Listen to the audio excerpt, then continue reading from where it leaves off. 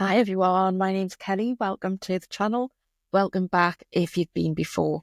I want to talk about cheating, and I want to start by saying what is cheating, because in my counselling practice I do come across various clients who have different ideas about what cheating is, and they might have different ideas from their significant other.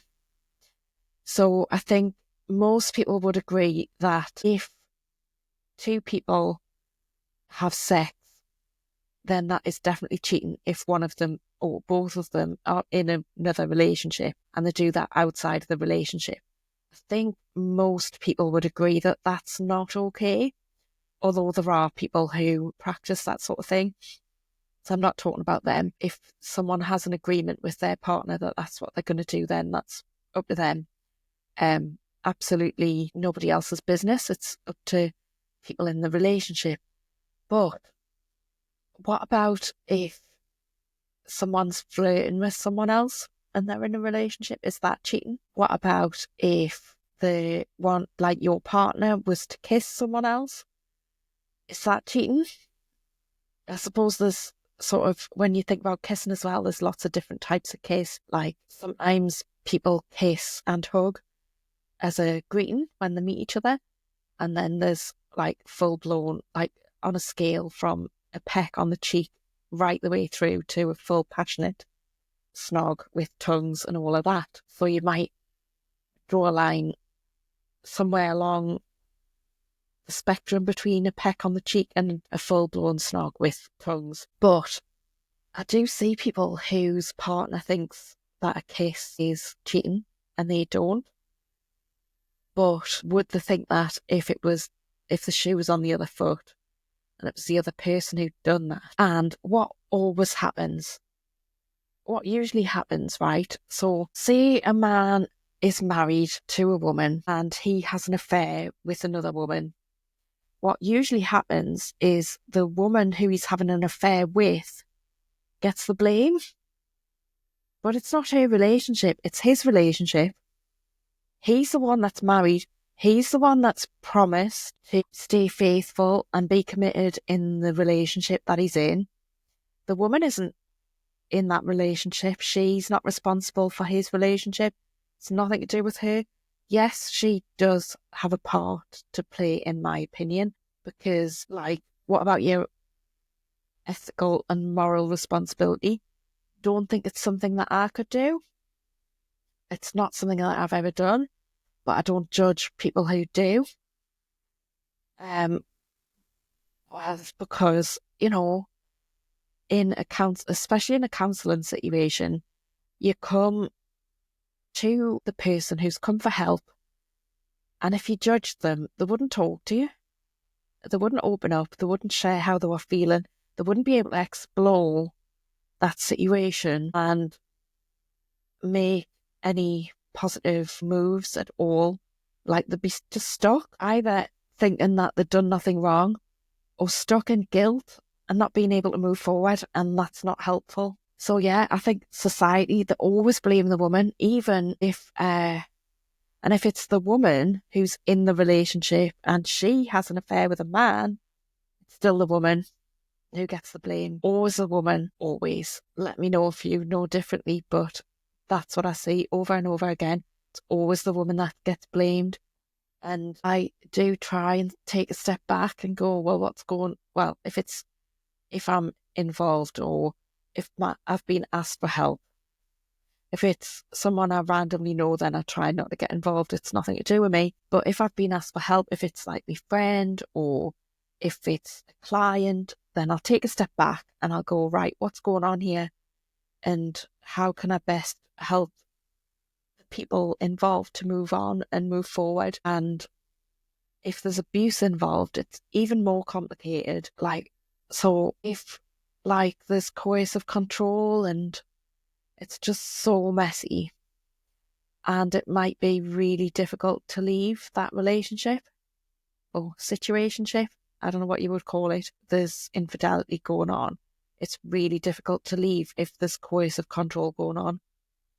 So Yeah, that makes really, really messy relationships. So I have experience of clients and friends, and I was in a relationship. I was married when I met my now husband.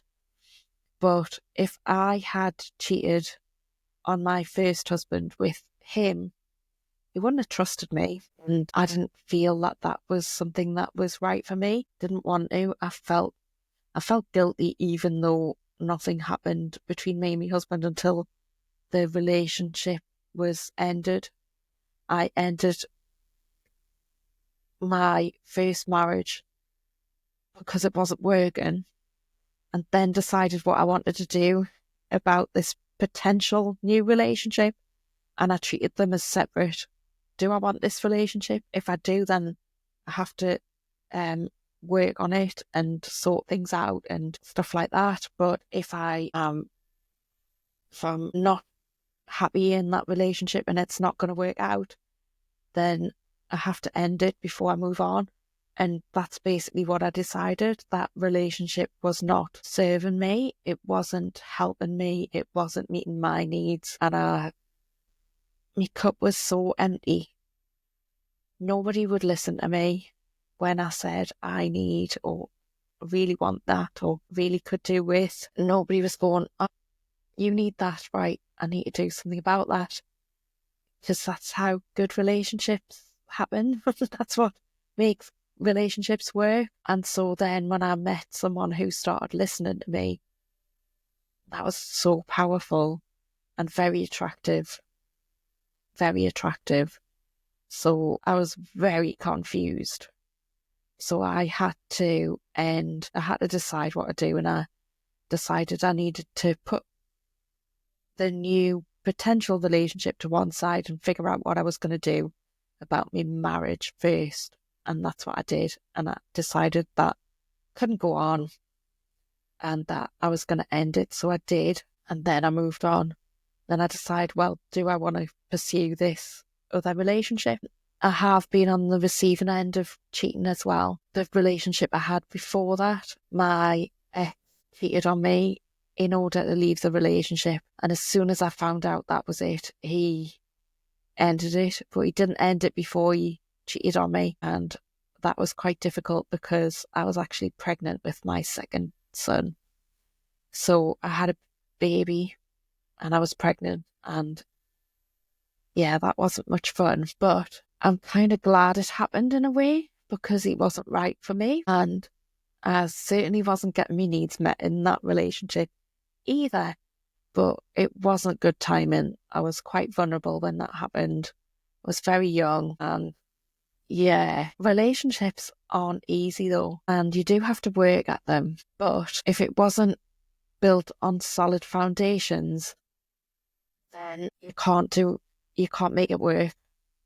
If it's built on solid foundations, then you do need to try hard and make it work. But if it's coming to an end, then and only one person or two people can decide whether to stay in that relationship or decide to move on. But if someone cheats and is unfaithful, then that's going to damage that relationship so much that it might not be fixable. Make your choices wisely. So it's something that I just wouldn't do. Couldn't live with myself if I did that. And also, now I'm in a really solid relationship. We've been together, well, it's going to be 21 years this year. We've been together for so long that we know each other so well. And I trust him and he trusts me.